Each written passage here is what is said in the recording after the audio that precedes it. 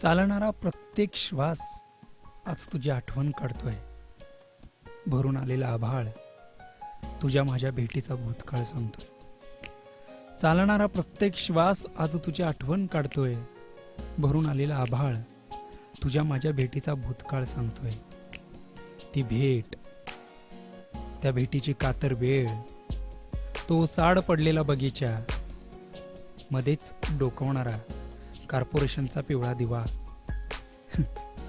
त्यातच निसर्गाची मेहर नजर म्हणून रिमझिम पडणारा पाऊस, त्यात अर्धवट चिंब भिजलेली दोघांची कपडे, आईला न सांगता मला भेटायला आलेलीची तुझ्या छातीतील हुरहुर आणि भीती, तुझ्या नाकातून निघणारी गरम वाफ आणि आकुंचन पावलेले तुझे होठ, हे सारं चित्र आज माझ्या डोळ्यासमोर उभं राहते. तुझ्या माझ्या भेटीचा भूतकाळ सांगते. तुझ्या माझ्या भेटीचा भूतकाळ सांगते. मला आजही आठवते शाळेत प्रार्थनेच्या वेळी मला शोधण्याची तू नकळत केलेली धडपड.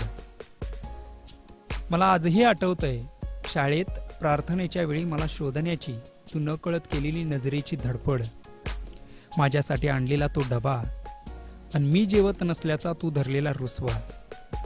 कधी कधी तू बोलायचंच सोडून द्यायचीस.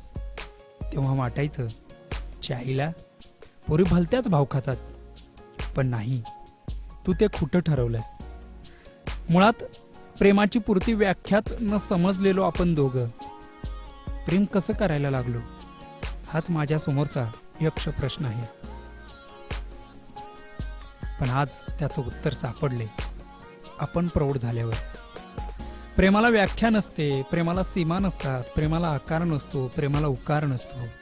प्रेम असतं चिरंतन, निरपेक्ष आणि पवित्र.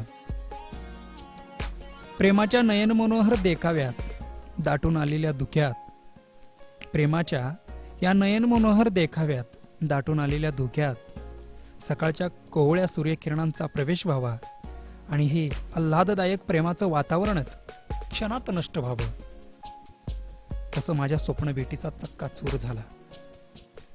आभारी आहे त्या कोवळ्या सूर्यकिरणांचा, त्यांनी मला वास्तवात आणून सोडलं. पण एक मात्र खरं आहे, त्या कोवळ्या सूर्यकिरणांची दाहकता मात्र जास्त होती. अरे वेड्या, प्रेमाला वासनेचा स्पर्श होतो तेव्हा खऱ्या प्रेमाचा सत्यानाश होतो.